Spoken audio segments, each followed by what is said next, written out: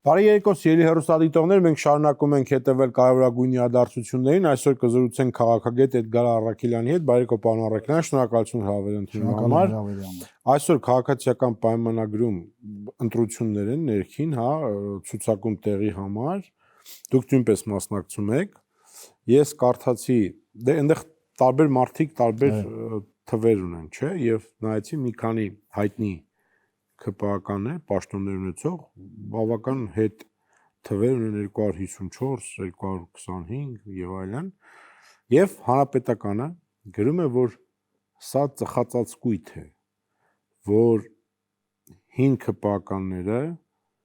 այսպես վատ տեղեր են վերցրել 200 քանի երրորդ, 100 քանի երրորդ, որպեսզի ցույց տան, որ իրանք պարզ, հասարակ եւ բարի մարդիկ են։ Այսինքն նրանք թաքնվում են ձեր նորաթուխ անդամների մեջքի ետևում։ Այնտեղ նախ բոլորը հարգարժան մարդիկ են եւ այն ինչ որ հիմա իրականացնում է ԿՊ-ն, դա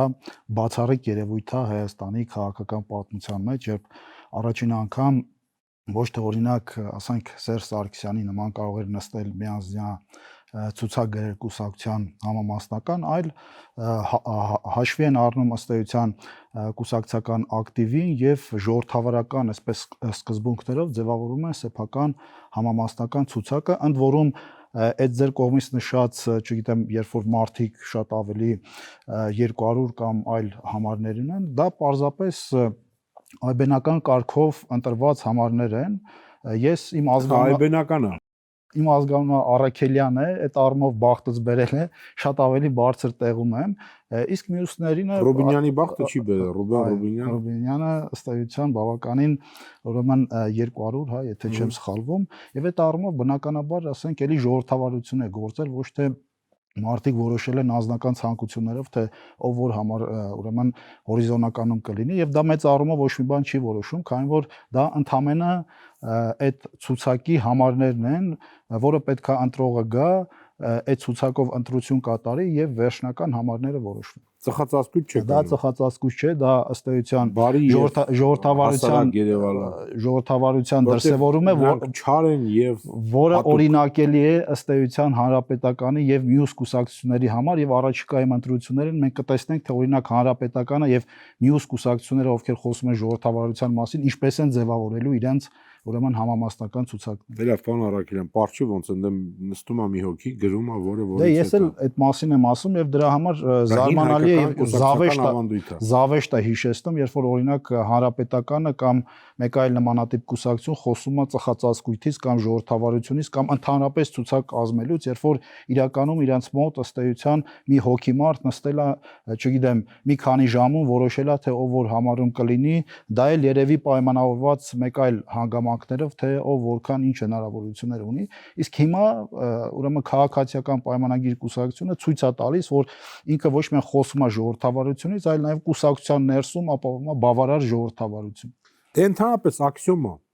եթե կուսակցությունը ունի ներքին ժողովրդավարություն, նա երկիրը կառավարում է ժողովրդավարական ձև։ Չես կարող ունենալ ներքին ժողովրդավարություն եւ լինես ոչ ժողովրդավար, եւ չես կարող լինել ներկուսակցական ողջ ժողովրդավարության բացակայության պայմաններում երկիրը կառավարվի ժողովրդավարական ձևով։ Այո, կուսակցությունների երբ ընդհանրապես խորհրդարանական կառավարման համակարգում, երբ որ ամենաթերևս կարևոր ինստիտուտներից մեկը քաղաքական համակարգի կուսակցությունն է ու կուսակցություններն են ըստ էության կառավարում երկիրը, շատ կարևոր է կուսակցական ներկուսակցական ժողովրդավարությունը։ Եթե կուսակցությունը կառավարվում է ավտորիտար մեխանիզմներով կամ սկզբունքներով, ապա դա հետագայում պրոյեկտվում է նաև պետության կառավարման վրա եւ մենք ունենում ենք այն ինչ որ նախկինում ունեցել ենք։ Շատ լավ, հիմա քանի որ հանրապետականից խոսած եք, ես հիշեցի, որ սահմանադրությունը մարդու համար, մեկ անձի համար փոխելու նախադեպը սկսվել է հանրապետականից։ Սա երկրորդ դեպքն է, որ խոստանում են, որ սահմանադրությունը կփոխեն մեկ մարդու համար, քանի որ Սամվել Կարապետյանը 4 տարի չի եղել, մի քանի երկրի քաղաքացի է, կգան իշխանության եւ սահմանադրությունը նրա համար կփոխեն։ Տեսեք, սա մեծ առումով զարմանալի չի, երբ որ իրենք հայտարարում են, որ սահմանադրությունը կփոխեն, քանի որ իրենք լինելով այդ նույն հանրապետական ժամանակին նաև կուսակցության անդամ եւ խմբակցության ղեկավար, իրենք այդ քաղաքական մշակույթը կրում են եւ իրենց համար դա նորմալ է, որ գան իշխանության եւ օրինակ Սամվել Կարապետյանի կամ իրենց հորեղբոր համար սահմանադրություն փոխեն, հարմարեցնել հորեղբորը եւ հորեղբայրը դառնա օրինակ ուրեմն վարչապետ, սա իրանց համար կրկնում եմ նորմալ երևույթ է եւ մեծ առումով եթե իրենք գան իշխանության, փոխել են ոչ միայն սահմանադրությունը, փոխել են օրինակ, չգիտեմ, լեզուն, մենք գիտենք որ Սամվել Կարապետյանը առաջարկում է որ պետական լեզու նաև լինի հա ռուսերենը, իրանք փոխելու են օրինակ եկեղեցու անվանումը, մենք գիտենք որ օրինակ իրենց պաշտպանյալ Կտրիշ Ներսիսյանի ձեռամբ Ռուսաստանի եւ Նոր Նախիջևանի մեր թեմի անվանումը փոխվել է, իրենք մեծ առումով ըստ էության իրենց այդ գաղափարական ուղղափառենք նաև մենք փաստորեն զարթնեցինք եւ դարձանք իհարկե ուղղափառությունը կա, բայց մեծ առումով անվանման մեջ այդ բառը չկա եւ դա ասոցացվում է ավելի շատ ռուս ուղղափառ եկեղեցու հետ կամ մյուս կողմից մեծ առումով փոխվելու է նաև պետության անունը եւ ըստ էության մենք չի բացառվում որ առաջիկայում եթե իրենք իշխանության գան լինենք ոչ թե Հայաստանի Հանրապետություն, այլ դառնա, ասենք, Հայաստանի գուբերնիա ու այսպես շարունակ։ Դե, բայց դուք ասում եք մի կողմը, մարդիկ ասում են 300,000 աշխատատեղ կլինի։ Այս Թրամփի ուղին դուք չեք կարողանում երաշխավորել, նրանք Պուտինին է կբերեն, Թրամփին է կբերեն, իրար հետ ստեղ կերաշխավորեն, Սին Ցզինպինն էլ կարող է գա։ Այ Ադրբեջանին կզսպեն, գեյներին կբերեն, հողերը կբերեն, մի խոսքով բերքը ողջ բերքը կմթերեն Սիրելի պարոն Ղազարյան, ուրեմն այդ ամենը հա նաև հաշվի առնենք նաև այդ հարկային, չգիտեմ, արտոնությունները, մեկ դրամով, չգիտեմ, աշխատանքը, ինձ սա հիշեցնում է այն ժամանակին ինտերնետ պրովայդերներ կային, ովքեր գալիս են եւ ասում են, որ եթե օգտվեք մեր ինտերնետից, առաջին ամիսը ուրեմն ծրի է լինելու, հետո մյուս ամիսներին նոր կվճարեք, ու արդեն հաջորդ ամսից այդ քաղաքացիները զգում էին, թե ինչպիսի սխալ բան են արել, որ ընդունել են այդ գովազդը, քանի որ շատ ավելի թանկ են վճարում, քան օրինակ եթե սովորական նորմալ ինտերնետ ունենային։ Նույն բանը հիմա է կատարվում, մարդիկ փորձում են ամեն կերպ, չգիտեմ, ամեն հնարավոր միջոցներով անհնար բաներ խոստանալ, բայց միևնույն ժամանակ մենք տեսել ենք, որ նախորդ 20 տարիներին, հա, մինչև 2018 թվական այս մարդիկ եղել են իշխանության, այս մարդիկ ոչ միայն եղել են իշխանության, այդ մարդիկ նաև այդ իշխանության մեջ խոստացել էին 3 միլիարդ դոլարի ներդրում։ Այս մարդիկ 3 միլիարդ 200 միլիոն։ Այս մարդիկ այդ իշխանության մեջ քաղաքական որոշում կայացնողներ են եղել, սա շատ կարևոր է, եւ 3 միլիարդ էր, հետո մենք դրանից առաջ գիտեինք, որ չգիտեմ 850 միլիոն էր եւ այլն, բայց մենք այդպես էլ չտեսանք այդ միլիարդները, բայց արդյունքում մենք ուրիշ բան ենք տեսել, մենք տեսել ենք, որ այդ 20 տարիների ընթացքում Հայաստանում ոչ միայն չի ստեղծվել այդ 300,000 աշխատատեղ, այլ Հայաստանից իրենց կառավարման տարիներին, երբ որ իրանք համարվում են այդ իշխանությունների քաղաքական եւ ֆինանսական նաեւ հենարանը Հայաստանից հեռացել են շուրջ կես միլիոն մարդիկ, եթե չեմ սխալվում, Ռոբերտ Քոչարյանի եւ Սերժ Սարգսյանի կառավարման տարիներին Հայաստանից հեռացել է շուրջ 600,000 մարդ։ Եվ սրա նաև քաղաքական պատասխանատվություն են իրենք կրում, իսկ ինչ վերաբերում է 300,000 աշխատատեղերին եւ մնացած խոստումներին, ապա ակնհայտ է, որ այստեղ իրենք փորձում են էլի մանիպուլյացիոն եղանակներով մարդկանց ուրեմն խաբել, մարդկանց շատ մեծ խոստումներ տալ, բայց իրականում մենք, ինչպես ասեցի, իրենց աշխատանքի ոճը տեսել ենք, իրենց ուժեղ կողմերը տեսել ենք, թե իրենք այդ ամբողջ 20 տարիների ընթացքում ինչպես են ուրեմն բիզնես վարել, ինչպես են քաղաքականության մեջ եղել եւ այսօր ես կարծում եմ մեր քաղաքացիներին ակնհայտ է թե իրանք ինչ են անել։ Նու Նարեկ Սարգսյանը ասում էր, որ Կարապետյանը ասում էր, որ իր հայրը ընդդիմադիր է եղել։ Դե տեսեք, իր հայրը սկսած, եթե չեմ սխալվում 2007 թվականից եղել է այդ քաղաքական թիմերի մեջ, ավելին 2017 թվականի ապրիլի ընտրություններին էլ ինքը հանրապետական կուսակցությունով էլի անցել է խորհրդարան որպես պատգամավոր եւ ըստ էության տեսեք նաեւ այլ բաներ ասում էր այ տեսեք եկել են եւ երրորդ այսպես ժամկետ են ուզում ու դա նաեւ վերաբերում էր նախկին ուրեմն Հայաստանի ղեկավարներին ու հարց է տալի ասում է Գիտեք ինչ են երրորդ ժամկետ ուզում, քանի որ չգիտեմ, սոված են եւ կուշտ չէին, դրա համար հիմա ուզում են ու ինքը ասում որ կուշտ մարդ է պետք էլի այս մեր երկրին ու հետաքրքիրը նրանում է որ այդ 2017 թվականին, երբ որ գիտեք որ նաեւ ռեյտինգային քվեարկությամբ էր իր հայրը մասնակցել է այդ ընտրություններին, այդ ձայները հավաքել է տվել է, չգիտեմ, Սերժ Սարգսյանը եւ Սերժ Սարգսյանը երրորդ ժամկետով էլի եկե ընտրվել է ուրեմն վարչապետ ու հիմա այնպիսի ուրեմն ձև են անում, կարծեք թե իրանք չեն եղել։ Դե ստեղ իրանց խոսքը գործի հետ բռնում է, մարդը ասում է կուշտ պետք է լինեն, այն ժամանակ արդեն կուշտ էին։ Այն ժամանակ կուշտ էին։ Դե հաշվի առնելով հետ գցած կապիտալը, հա, հաշվի առնելով ախորժակը չէ։ Այստեղ մի հետաքրքիր հանգամանք էլ կա, երբ որ օրինակ Սամվել Կարապետյանի զարմիկը այդ նախկին նախագահներին ըստ էության համարում է որ անկուշտ մարդիկ էին կամ սոված մարդիկ էին, ովքեր եկան իշխանության եւ հիմա ըստ էության առաջին անգամ պետքա կուշտ մարդ գա իշխանության, բայց ես չեմ կարծում որ իրանք հենց այդպեսին են, քանի որ այդ ամբողջ 20 տարիների ընթացքում իրենք ըստ էության չեն տարբերվել այդ քաղաքական համակարգը ներկայացնող անհատներից եւ անձերից։ Շատ լավ, գանք կարևորագույն խնդիրներին, Վենսի այցից հետո ես այսօր էլ լսում էի քոչարանականները եւ ոչ միայն, բայց նրանք ընդգծված ասում են, որ սա Իրանի դեմ է։ Այ ԱԹՍ-ն նոր տեխնոլոգիաները, որ Միացյալ Նահանգները տալիս են, դա մեր պաշտպանության համար չի։ Դա Իրանին հետախուզելու համար, այսինքն նրանք բարձրաձայնում են, ուզում են համոզեն Իրանին, որ մենք հակաիրանական դիրքորոշում ունենք։ Տեսեք, եթե Հայաստանը այլ հակառակորդներ չունենար ու միայն այս շրջանակները լինեին, դա ըստ էության բավական էր, քանի որ միայն Հայաստանի մեղմ ասած հակառակորդը նման ուրեմն դեզինֆորմացիա կտարածի, որ Հայաստանը այդ նույն հաջողությամբ մյուս տեղերից ձեռք բերած զենքերն էլ կարող են ասել, էլի Իրանի դեմ է կամ Վրաստանի դեմ է, ընդ որում սրանք այս դրոնները մասնավորապես հենց պատկանելու են կամ գտնվելու են Հայաստանի Հանրապետության զինված ուժերի վերահսկողության նրա բալանսի վրա է, ոչ ոք չի կարող Հայաստանի փոխարեն դա իրականացնել։ Մենք տեսել ենք, որ ոչ միայն այս դրոների հետ կապված, հա, նաև այլ հարաբերությունների հետ կապված իրենք փորձում են ցույց տալ, որ Հայաստան Միացյալ Նահանգներ, Հայաստան Արևմուտք, Հայաստան Հնդկաստան եւ այլ հարաբերությունները դրանք ուղղված են, չգիտեմ, Իրանին, դրանք ուղղված են Ռուսաստանին, դրանք ուղղված են երրորդ պետություններին ու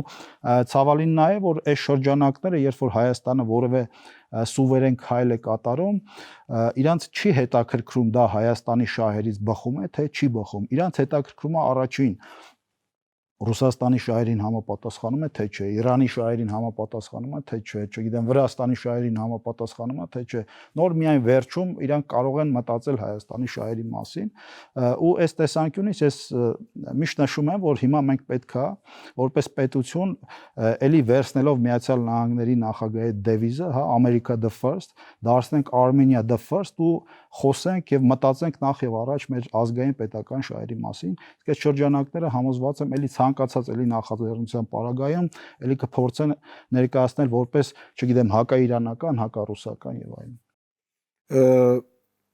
Տեսեք, վերջերս պաշտպանության նախարարությունը եւ նախարարը հրապարակեցին Հնդկաստանից գնված զենքերի մի մասը, ինչպես նաեւ մեր պաշտպանական կառույցները, հա, տեսաերիզով բավական մանրամասն։ Ես չտեսա այդ Facebook-յան այդ ռազմահայրենասերների մեջ այդ ոգևորությունը, հա, որ այդ զենքեր են գնել, պաշտպանական կառույցներ են կառուցել։ Այդ կողմից նշած այդ ռազմահայրենասիրական այդ Facebook-յան որոշ շրջանակներ մշտապես խոսել են, որ կամ ասել են կամ տարածել են, որ այ Հայաստանը չի զինվում, Հայաստանը զենք չունի, Հայաստանը պաշտպանական կարողություններ չունի, բանակը փլուզվել է, մեկ էլ տեսնում ենք 21-րդ դարի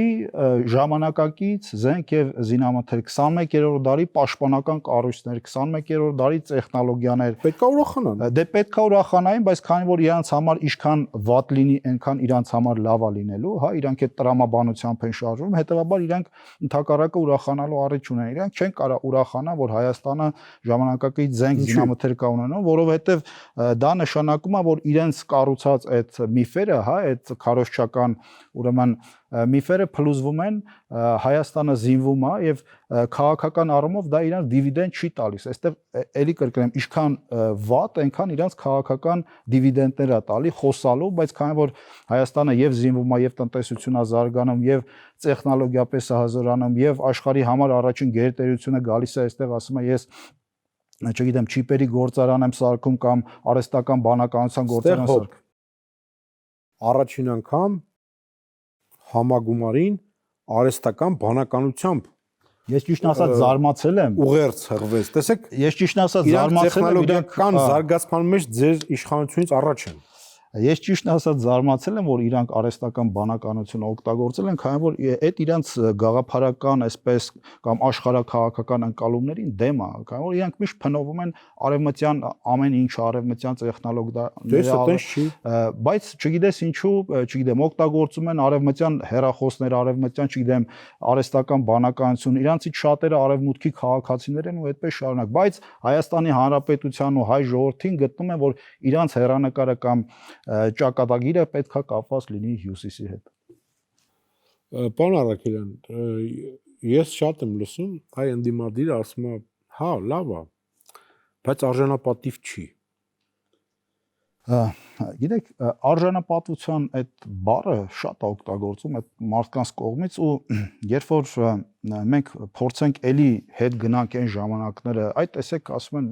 հենց որ մի բան ենք ասում, հետ է գնում Տեսեք, անցյալի մասին ոնց են ասում։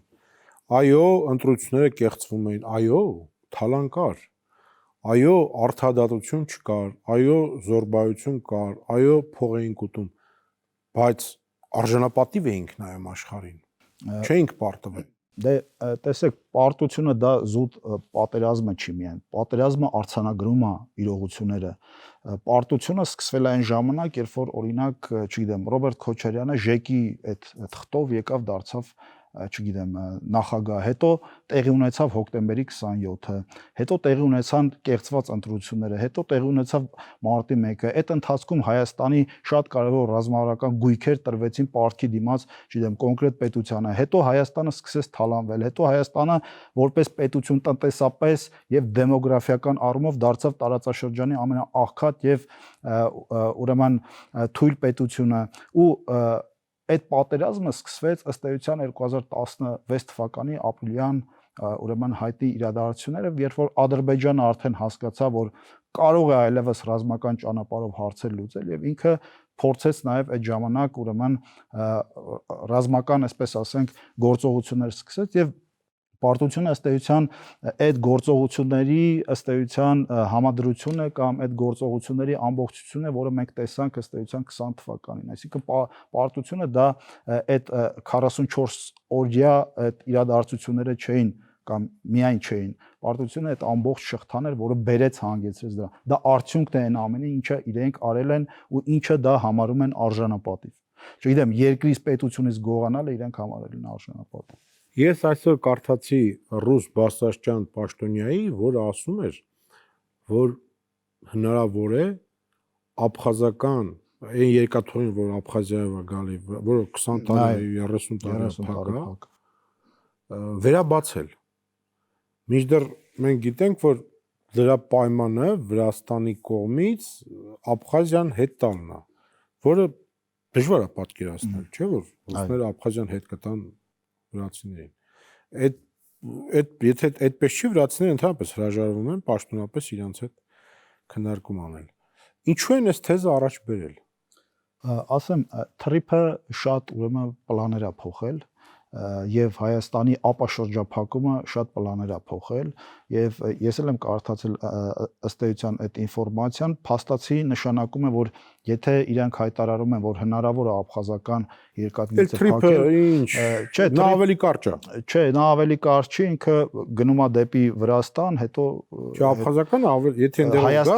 Հայաստանից Ռուսաստանի հետ կապը, ոչ կենտրոնական Ասիայի հետ։ Չէ, դե պարզ է, բայց Ռուսաստանի հետ ավելի կարճ է, եթե դա հնարավոր էր, ներողություն, եթե դա հնարավոր էր այս 20-30 տարիների ընթացքում, ապա ինչու Ռուսաստանը դա չէր նախաձեռնում եւ ինչու էր Հայաստանը այսպես ապա ըստ էության շրջափակման վիճակում, առավել եւս երբ որ հայկական երկաթուղիները գտնվում են ռուսական կոնցեսիայի ներքո, կոնցեսիոն կառավարման եւ ըստ էության իրանք նաեւ բիզնես տեսանկյունից պետք է շահագրգռված լինեին, որ այդ գիծը բացվեր եւ այստեղի երկաթուղին ավելի արդյունավետ եւ շահավետ աշխատեր։ Այստեղ հարցեր են առաջանում, եթե հնարավոր էր, ապա ինչու մինչեւ հիմա Ռուսաստանը դա չէր նախաձեռնում։ Ինչու։ Ես չգիտեմ, միգուցե իրանց ձեռնտու էր, որպեսզի Հայաստանը մնար այս կիսաշրջափակված վիճակում։ Հա, բայց հիմա էլ մենք գիտենք, որ դա հնարավոր չի, չէ՞, ինչ են բարձրաձայնում։ Ես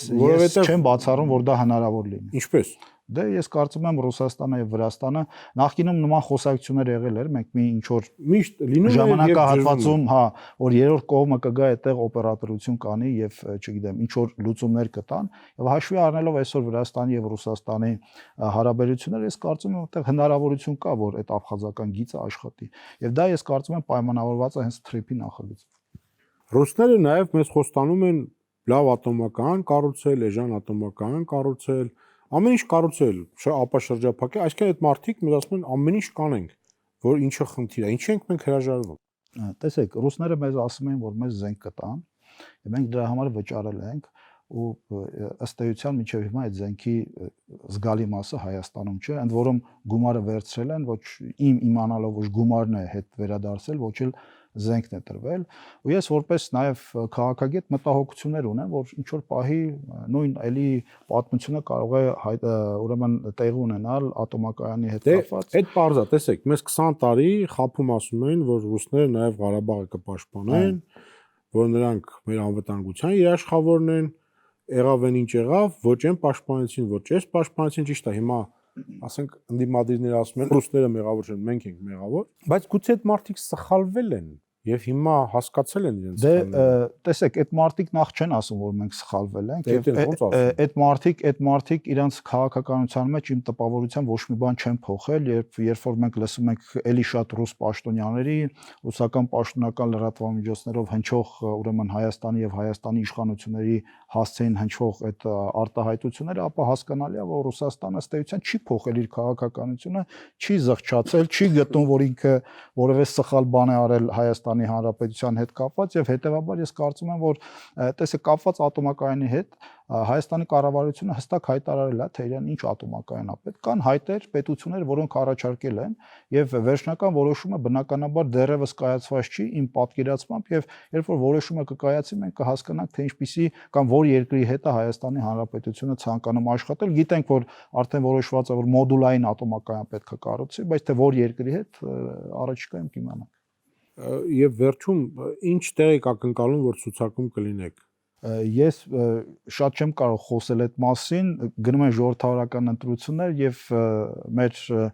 գործընկերները, պատվիրակները ինչպես կքվեարկեն, այդպես կլինի։ Շնորհակալություն։ Մեր հյուրը քաղաքագետ Էդգար Առաքելյանն էր, կհանդիպենք ցտեսություն։